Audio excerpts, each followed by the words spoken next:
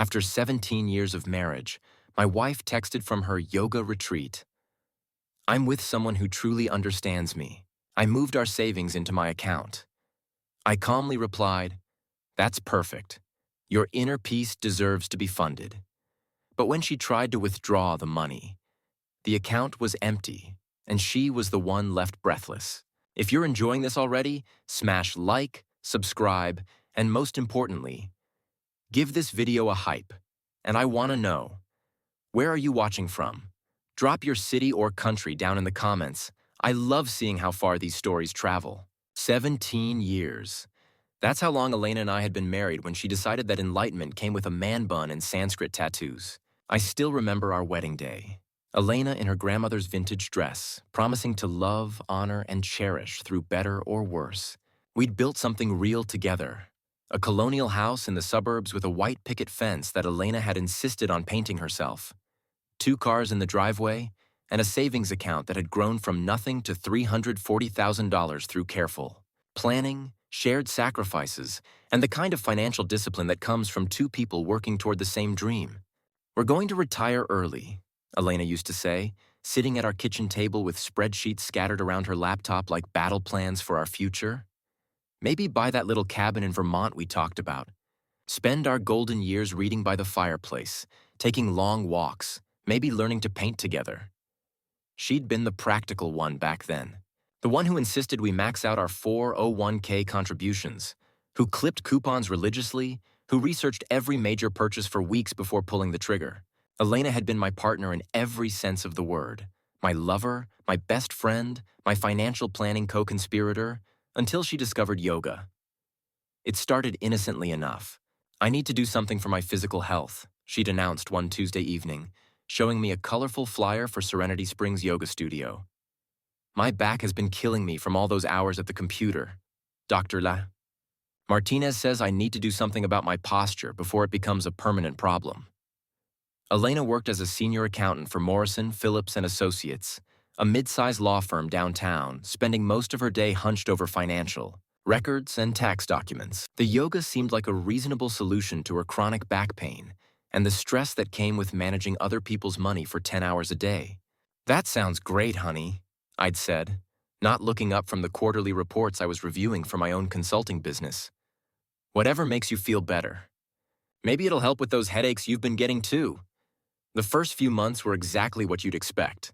Elena would come home from her evening classes relaxed and energized, talking about the poses she was learning and how much stronger and more flexible she felt. She bought a high-end yoga mat, some expensive workout clothes from Lululemon, and a growing collection of books about mindfulness, meditation, and discovering your authentic self. I was genuinely happy for her. After 17 years of marriage, you learn to appreciate when your spouse finds something that brings them joy and helps them grow as a person. Elena seemed lighter somehow, more confident in her body, more at peace with herself.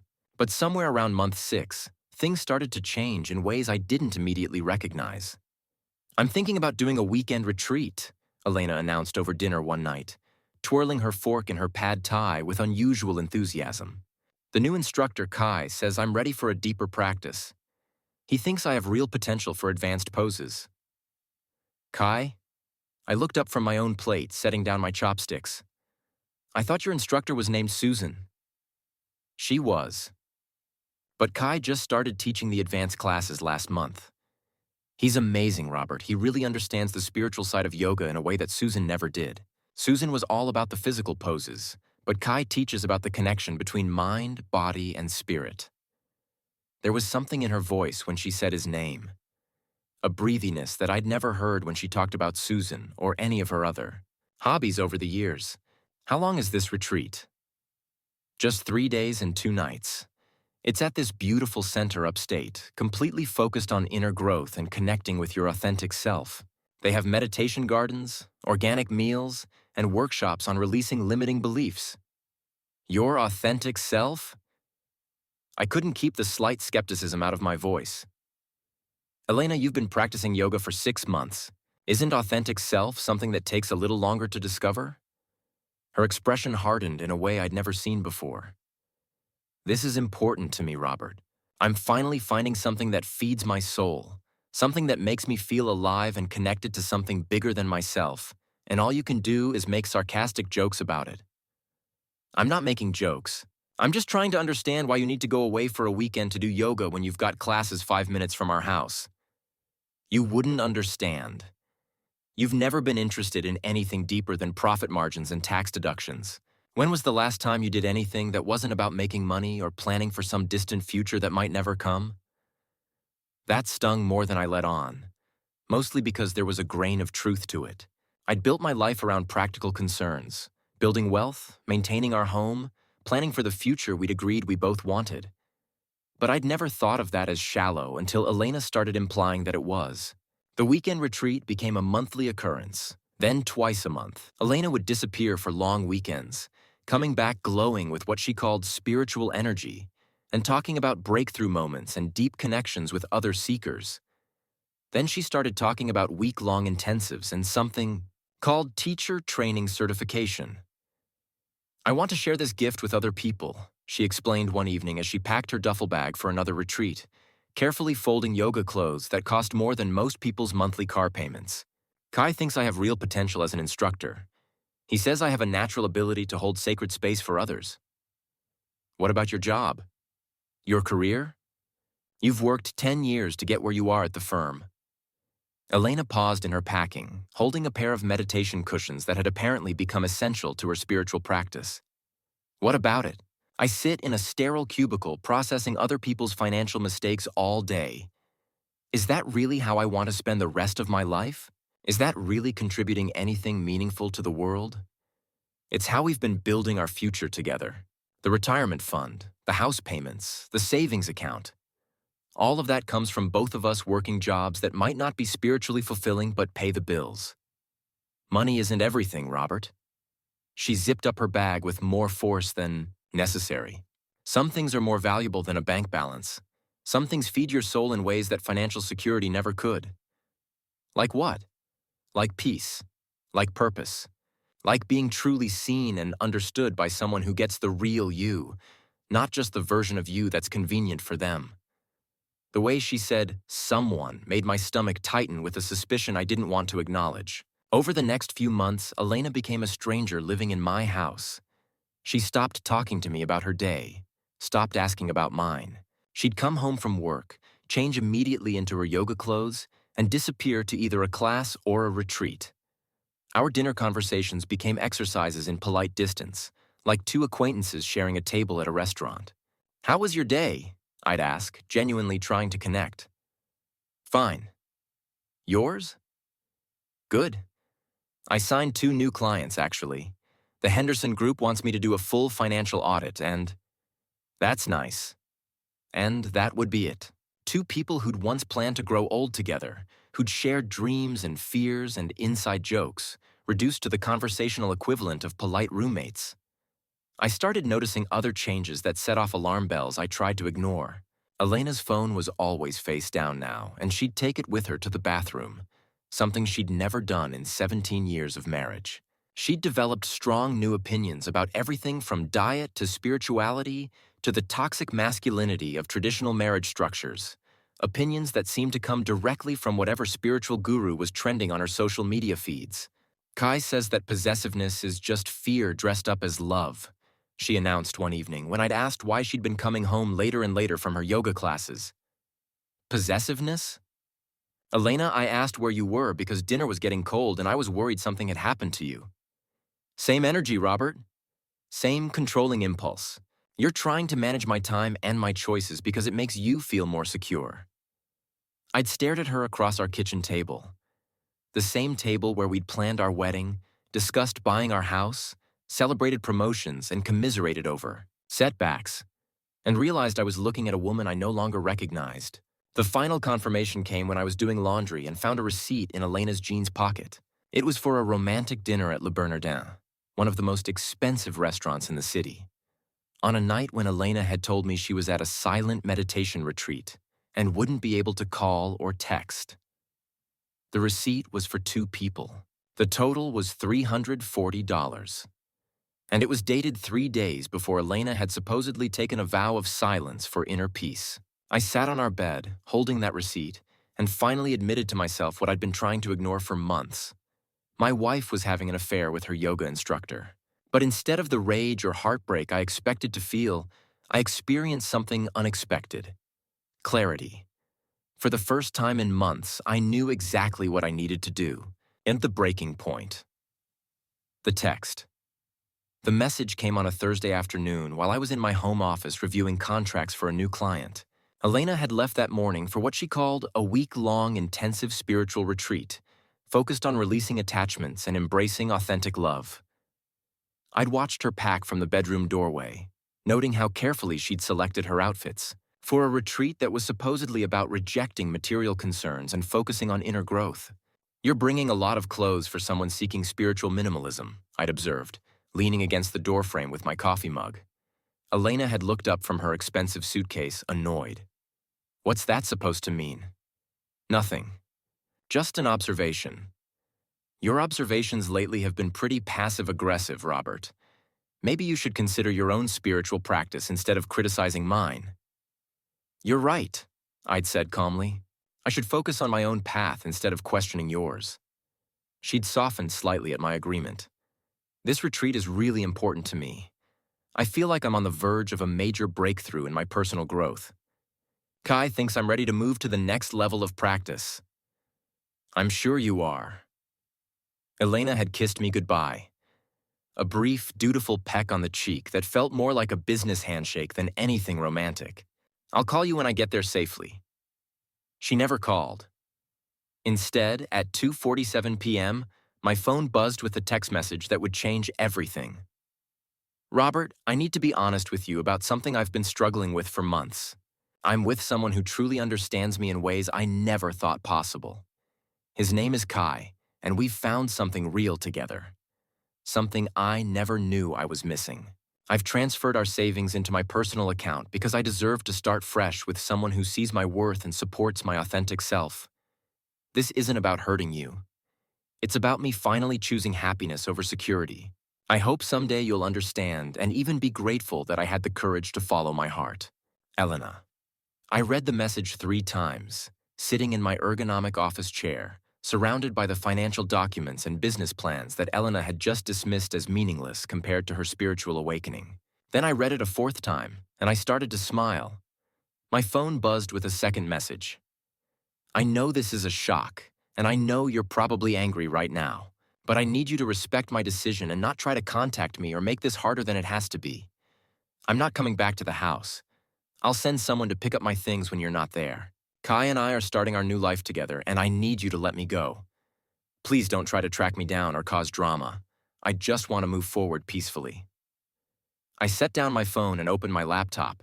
It took me exactly 47 seconds to log into our online banking portal and confirm what I already knew. Elena had indeed transferred $340,000 from our joint savings account into her personal checking account. I leaned back in my chair and laughed. Actually laughed out loud, alone in my office, until my sides hurt and tears ran down my face. Then I picked up my phone and typed my response, crafting each word with the precision of a surgeon. "That's perfect, Elena. Your inner peace deserves to be funded by everything we built together. I'm proud of you for finally embracing your authentic self and choosing happiness over our marriage. Enjoy your new beginning with Kai. You both deserve each other." I hit send and immediately forwarded Elena's messages to my lawyer along with a note. "Please confirm that everything is still in place as we discussed. It's time to execute the plan we've been preparing." Within 5 minutes, my phone rang. "Robert? It's Patricia. I just got your message. Are you okay?" Patricia Williams was the best divorce attorney in the state, and for the past 2 months, she'd been helping me prepare for exactly this moment. "I'm perfect, Patricia. Better than I've been in months, actually. Maybe years." She actually did it. She took the money and ran with the yoga instructor. "Attempted to take the money," I corrected. "There's a significant difference between those two things." Patricia laughed, and it was the sound of a predator recognizing a perfectly executed trap.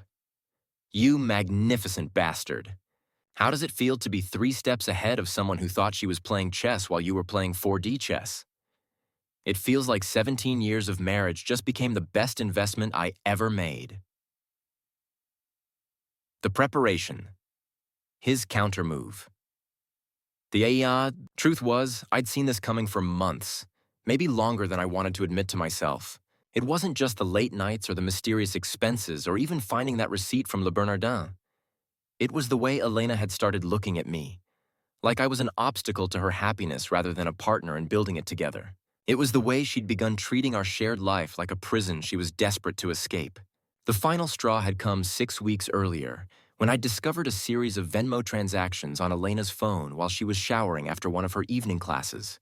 She'd left it on the kitchen counter, face up for once, and the notifications kept pinging with payment confirmations. She'd been sending money to Kai Yoga Love, significant amounts, $200 here, $500 there, with heart emojis and messages like, for our special project and investing in our future together and can't wait to start our new life. Our money from our joint checking account, sent to her lover, with cute little heart emojis and romantic messages about their future together.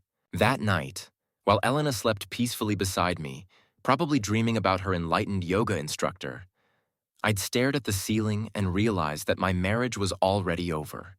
The only question was whether I was going to let Elena destroy me financially while she figured that out for herself. The next morning, after Elena left for work, I called Patricia Williams. I need to protect myself from a divorce that's coming, I'd explained during our initial consultation in her downtown office, even though my wife doesn't know she wants one yet. Patricia had raised an eyebrow over her reading glasses. She was a woman in her 50s with silver hair, sharp eyes, and a reputation for leaving opposing parties financially and emotionally devastated. That's an interesting way to phrase it, Robert. What makes you think divorce is inevitable? I'd shown her printed screenshots of the Venmo transactions, copies of credit card bills showing charges at restaurants I'd never been to, hotel stays I'd never taken, and a pattern of financial behavior that had become increasingly separate from our shared life.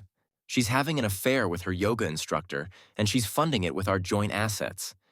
It's only a matter of time before she either confesses or gets caught red-handed. Either way, I need to make sure she can't take half of everything I've worked for 17 years to build and hand it over to some spiritual charlatan with a man bun. Patricia had studied the financial documents I'd brought with the intensity of a surgeon examining x-rays. This is a substantial amount of money, Robert. And you're absolutely right to be concerned. In a contested divorce, especially in this state, she could potentially claim half of everything, regardless of her infidelity. No-fault divorce laws are designed to be equitable, but they don't always account for situations like this. So what can we do? Several things, but they all require you to act quickly and carefully before she does something even more dramatic than what she's already done. Over the next month and a half, Patricia and I had systematically and legally protected every asset I'd worked. 17 years to build. First, we'd moved the real money. All $340,000 from our joint savings account had been transferred into an irrevocable trust established in my name, with extensive documentation showing that the funds had originated primarily from my consulting business income over the past decade. Elena's salary as a senior accountant, while respectable at $65,000 per year, was less than half of what my financial consulting business generated annually, making it relatively easy to establish that the bulk of our savings represented my individual contribution to the marriage rather than true joint assets. Second, and this was the stroke of genius that I was particularly proud of, we'd replaced the real money in the joint account with exactly the same amount, $340,000, but in the form of a restricted investment account that required both signatures for any withdrawals and included a mandatory 30-day processing period for any transactions over $10,000. Elena never read our bank statements carefully. She was an accountant who somehow never bothered to examine her own family's financial details beyond checking the balance on her phone app. She'd see $340,000, assume everything was normal, and never bothered to read the fine print about withdrawal restrictions. Third, we'd quietly transferred ownership of our house into the trust, along with my business assets, my retirement accounts, my classic car collection that Elena had always complained was taking up too much garage space, and even our joint investment portfolio. On paper, I looked nearly broke. In reality, everything I'd worked for was protected behind legal walls that Elena couldn't touch, no matter what sob story she told a judge. The beauty of this approach, Patricia had explained during one of our strategy sessions, is that we're not hiding assets illegally. or doing anything that violates disclosure laws. We're simply exercising your legal right to protect your property before a divorce is filed. Since you're not technically in divorce proceedings yet, there's no legal requirement to maintain joint ownership of anything. And if Elena tries to claim I was being deceptive or manipulative, she'll have to prove that you knew she was planning to leave you, which would require her to admit that she was planning this betrayal for months while lying to your face every day. Her own deception works against her credibility. Plus, we have documentation of her affair and her unauthorized use of marital assets to fund it. The final piece of the puzzle had been the most satisfying to arrange and the most psychologically devastating for what was coming. I want to make sure she can access exactly what she thinks she's entitled to. I'd told Patricia during our last meeting before Elena's supposed spiritual retreat. If Elena believes our savings account contains our joint assets, then she should be able to take exactly half of what she sees there. Patricia had smiled with the kind of predatory grin that had made her famous in divorce circles. Half of a restricted account that requires both signatures to access and has a month-long processing period? Exactly. Let her transfer the balance to her personal account. Let her think she's outsmarted me and taken control of our finances. She'll discover very quickly that transferring numbers on a screen and actually accessing cold hard cash are two entirely different things. And while she's trying to figure out why she can't actually touch the money she thinks she stole, the real assets will be completely protected in the trust, and I'll have documented proof that she attempted to steal our entire life savings to fund her affair with a yoga instructor. Her credibility in court will be completely destroyed. Robert, you realize this is going to be absolutely nuclear when she figures out what happened? I'd looked out the window of Patricia's office at the city skyline, thinking about 17 years of shared dreams and carefully built trust that Elena was about to throw away for some spiritual awakening bullshit. Patricia, she's planning to abandon our marriage for a yoga instructor and steal our entire life savings to fund their romantic getaway. Nuclear already happened. I'm just making sure I survive the fallout while she burns up on re-entry. The turning of the tables. Elena's first attempt to access the money came at 3:23 p.m. on Friday, approximately 24 hours after her confession text. I knew this because I'd set up account alerts that would notify me instantly of any attempted transactions on what Elena thought was our joint savings account. My phone buzzed with a notification. Transaction declined. Insufficient authorization. 5 minutes later, transaction declined. Insufficient authorization. Then again, transaction declined. Insufficient authorization. I could picture Elena standing at an ATM somewhere, probably with Kai beside her, frantically trying to figure out why her card wasn't working. She'd check her phone app, see the $340,000 balance, and assume it was a technical glitch with the machine. My phone rang at 3:31 p.m. Robert? Elena's voice was tight with frustration and barely contained panic. There's something wrong with our bank account. My card isn't working. Oh, hi, Elena. How's your spiritual retreat going? Are you finding the inner peace you were looking for? It's good. But listen, I'm having trouble accessing our savings account. The ATM keeps saying there's insufficient authorization, which doesn't make any sense. That's strange. What are you trying to do?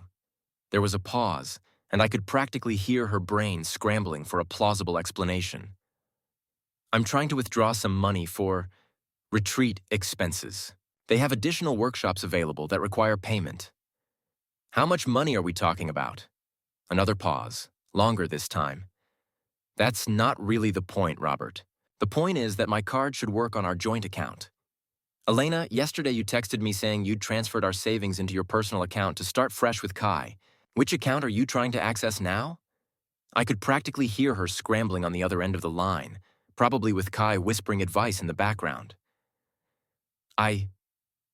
There was an issue with the transfer. It didn't go through properly. There must be some kind of bank error. What kind of issue? I don't know. That's why I'm calling you. Can you call the bank and find out what's wrong? I leaned back in my office chair, savoring every second of this conversation like a fine wine. Elena, I'd be happy to help you. But first, I need to understand what's happening. Yesterday, you told me you were leaving me for someone who truly understands you, and that you'd taken our savings to start fresh with your yoga instructor. Today, you're calling me for help accessing money that you claim already belongs to you. I'm a little confused about the situation. Robert, please don't make this harder than it has to be. Just call the bank and get this resolved. I'll tell you what. Why don't you come home and we can go to the bank together? I'm sure they can sort out whatever technical issue is preventing you from accessing your own money. I'm not coming home. I told you that in my message. Then I'm not sure how I can help you, Elena. If you've taken our money to start your new life with Kai, then your new life should include figuring out your own banking problems. She hung up on me. My phone buzzed with another transaction alert. Transaction declined. Insufficient authorization. Then another. Transaction declined. Insufficient authorization. At 4:15 p.m., my phone rang again. This time it wasn't Elena. Is this Robert Chen? The voice was male, younger, with the kind of carefully cultivated calm that I immediately recognized as fake spirituality bullshit. Who's asking? This is Kai, Elena's partner. We need to talk, man. Partner? Interesting word choice, Kai. Elena's been my partner for 17 years. You've been her yoga instructor for what? 8 months? Look, man, I don't want any drama or negative energy between us. But there's obviously been some kind of misunderstanding with your bank account. My bank account? Elena's bank account. Whatever. The money she transferred isn't accessible, and we need to resolve this situation quickly. I sat up straighter in my chair. This was even better than I'd hoped. Kai, I appreciate you calling, but I think you're confused about something fundamental here. Elena sent me a text yesterday explaining that she's leaving me for you and taking our savings to fund her new life. That was her decision, and I respected it completely. If she's having trouble accessing her own money, that's between her and her bank. Don't play games, Robert. We both know you did something to block the account. Did something like what? I don't know, man. But Elena says you're vindictive and controlling, and this is exactly the kind of thing you'd do to hurt her. Kai, let me ask you something. In all your yoga training and spiritual practice, did anyone ever teach you about the concept of consequences? What? Consequences. You know, the idea that our actions have results that we have to live with. Karma, if you will. I thought yoga instructors were big on karma. Look, just fix the account and we can all move on with our lives peacefully. I started laughing. Fix the account? Kai, Elena told me she transferred our savings into her personal account. I never touched any account that belongs to her. If she can't access her own money, maybe she should call her own bank and figure out why. You're being deliberately obtuse, man. No, I'm being precise. Elena made it very clear that she was taking what belonged to her and starting fresh. I'm just respecting her independence and her choices. There was a long pause on the other end of the line. She says she can't come back to the house, Kai said finally. She doesn't live here anymore. She made that decision when she chose to start a new life with you. Where is she supposed to go? This retreat center charges by the night. That's a great question for someone who convinced a married woman to abandon her husband and her home. I'm sure a yoga instructor with such deep spiritual insight will figure something out. I hung up and immediately called Patricia. They tried to access the money, I told her, unable to keep the satisfaction out of my voice. How many times? At least 6 attempts. And get this, the yoga instructor called me personally to demand that I fix the account so they can access the money. Patricia laughed with genuine delight. Oh, this is perfect. Elena's boyfriend is now directly involved in attempting to access marital assets. That's going to look absolutely fantastic in court. What happens next? Next, you sit back and let them figure out that the money they thought they stole is locked up tighter than Fort Knox. Meanwhile, I'll file the divorce papers and present the court with evidence that your wife attempted to drain your joint savings to fund her affair. And our real assets? Completely protected. Elena is about to discover that playing games with a financial consultant was the worst idea she's ever had. That evening, I made myself a nice dinner, opened a bottle of wine Elena had been saving for a special occasion, and settled in to wait for the next round of desperate phone calls. I didn't have to wait long. The final blow. Elena showed up at our front door at 9:30 p.m. on Sunday night, looking like she'd been living in her car for 3 days, which, it turned out, she had been. I opened the door to find my wife of 17 years standing on the porch with mascara-streaked cheeks, wrinkled yoga pants, and the kind of wild-eyed desperation that comes from realizing you've made a catastrophic miscalculation that's about to destroy your entire life. "We need to talk," she said without preamble, pushing past me into the house. "Elena, you look spiritually awakened." "Cut the shit, Robert. I know what you did." I stepped aside to let her in completely, noting how she moved through our home like a stranger now. "Please, come in. Welcome back to your former residence." She stormed past me into the living room, where she spun around to face me with her hands on her hips in a gesture of anger that I remembered from our early fights about money and responsibility. "You moved our money. You hid it somehow, and now I can't access it." "I'm sorry, I'm confused. I thought you said you transferred our savings into your account. If it's your money now, why would I have any control over it?" "Because you're a sneaky, controlling bastard who set some kind of trap."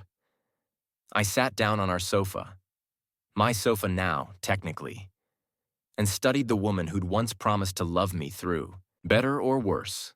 "Elena, help me understand what's happening here. You sent me a text saying you were leaving me for your yoga instructor. You said you'd taken our savings to start fresh with someone who truly understands you. I supported your decision. I even congratulated you on funding your inner peace. Now you're back, accusing me of what exactly?" "The money is frozen. The account shows the balance, but I can't withdraw anything. The bank says it's in some kind of restricted status that requires both signatures for any transactions." "That's interesting. When did our savings account become restricted?" Elena's face went pale as the implication hit her like a physical blow. You set this up, before I left." "Elena, why would I set up restrictions on our joint savings account?" "Because you knew I was going to leave you." I tilted my head, genuinely curious. "How could I have known that?" "You never told me you were unhappy. You never suggested marriage counseling. You never even hinted that you were considering leaving our marriage. All you did was start going to yoga class." "That's not—" "I gave you signs." "What signs? Going to yoga class? Taking retreats?" "Elena, I supported your interests. I encouraged your spiritual growth. I never once suggested that your yoga practice was a problem." She was pacing now, her movements sharp and agitated, like a caged animal looking for an escape route. "You had to have known about Kai." "Known what about Kai?" That we had a connection." "You mean that you were having an affair?" Elena flinched at the word affair, like I'd slapped her. "It's not that simple." "Actually, it is exactly that simple. You were married to me and sleeping with someone else. That's called adultery, Elena. It's also called betrayal.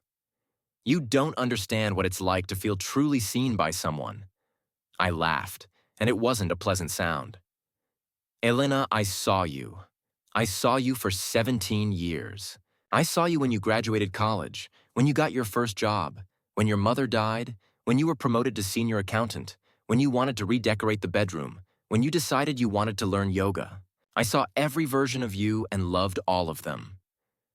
"That's not the same thing." "You're right. What Kai saw wasn't you at all. He saw a married woman with access to $340,000 in savings. He saw an opportunity." Elena's hands were shaking now. "That's not true. Kai loves me." "Where is Kai now, Elena?" The question hung in the air like a challenge. He had to go back to the studio. He has classes to teach." "Classes to teach. Right. So when you couldn't access the money you promised him, your soulmate decided to go back to work rather than help you figure out what went wrong." "It's not like that." "What's it like?" Elena sank into the chair across from me.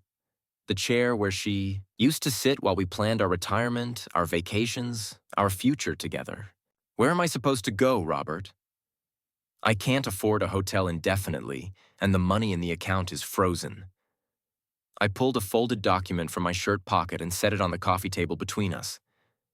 What's that? Divorce papers. Already filed. I'm citing adultery and financial misconduct. Elena stared at the papers like they might burst into flames. Financial misconduct? You attempted to steal our joint savings to fund your affair. There's a very clear paper trail of transfers from our account to your personal account, followed by Venmo payments to your lover. It's all documented. You can't prove I was going to give the money to Kai. I pulled out my phone and scrolled to a screenshot I'd saved. Actually, I can. Remember when Kai called me directly to demand that I fix your bank account so you could access the money? That conversation was recorded. Elena's face went white. You recorded our conversation? I recorded a threatening phone call from a stranger who was trying to coerce me into giving him access to my bank account. Any reasonable person would have done the same thing. I stood up and walked to the window, looking out at the life Elena and I had built together. Here's what's going to happen, Elena. You're going to discover that the money you thought you transferred is tied up in legal restrictions that could take months to resolve. By the time those restrictions are lifted, our divorce will be finalized and the court will have determined how our actual assets should be divided. Our actual assets? I turned back to face her. Elena, you're an accountant. Did you really think I'd leave our entire life savings sitting in a checking account where either one of us could drain it on a whim? The realization dawned in her eyes like a sunrise of horror. You moved the real money. I protected our assets from someone who was clearly planning to abandon our marriage. The $340,000 you transferred was real money, but it was money that I'd already moved into a restricted investment account. You can't access it because I specifically set it up to prevent either one of us from making impulsive financial decisions during an emotional crisis. That's fraud. No, Elena. That's estate planning. Something a financial consultant does to protect his family's assets from poor decision-making. I sat back down and leaned forward, meeting her eyes directly. You want to know the really beautiful part of this whole situation? She didn't answer, but I continued anyway. You could have had half of everything if you'd simply asked for a divorce like an adult. Our house, our real savings, our retirement accounts, all of it would have been split 50-50 in an amicable separation. Elena's breathing was getting faster. What are you saying? I'm saying that by choosing to have an affair and attempting to steal our savings, you've forfeited your right to an equitable distribution of our assets. Adultery has consequences in divorce court, Elena, especially when it's accompanied by attempted financial fraud. This is insane. You can't just keep everything. I picked up another document from the coffee table. Actually, I can. This is a forensic accounting report showing that over our 17-year marriage, my business income contributed approximately 73% of our joint assets. Your salary contributed 27%. Factor in your adultery and your attempted theft of marital assets, and a court is very likely to award me substantially more than half of everything we built together. Elena was crying now, but they weren't tears of sadness. They were tears of rage and desperation, and the dawning realization that her spiritual awakening was about to cost her everything she'd ever worked for. You planned this. You set me up. Elena, I didn't set you up. You set yourself up. I just made sure that when you destroyed our marriage, you didn't destroy my financial future in the process. But 17 years. Doesn't that mean anything to you? It meant everything to me. Past tense. You're the one who decided it meant less than whatever Kai was offering you. I stood up and walked to the front door, opening it wide so the cool evening air flowed into our house. I think it's time for you to leave. This is my house now, and you're not welcome here. Where am I supposed to go? I don't have any money, Robert. I can't even afford a motel room. I suggest you call your yoga instructor. Maybe he has some enlightened wisdom about taking responsibility for your choices. Or maybe his studio has a couch you can crash on. Elena walked slowly to the door, each step looking like it physically hurt her. At the threshold, she turned back one more time. I loved you, Robert. For 17 years, I really loved you. I looked at this woman who'd shared my bed, my dreams, my financial planning spreadsheets, and my hopes for the future. No, Elena, you loved the security I provided. You loved the comfortable life I built for us. You loved having someone who would work hard so you could pursue your spiritual hobbies and yoga retreats. But you never loved me enough to be honest with me, to include me in your growth, or to respect the partnership we'd created together. I paused, letting my words sink in. You left me for someone who teaches breathing exercises. Turns out, I'm the one who held the real balance. Elena walked out into the night, and I closed the door behind her, behind her, behind her, behind her, behind her, behind her, behind her, behind her, behind her.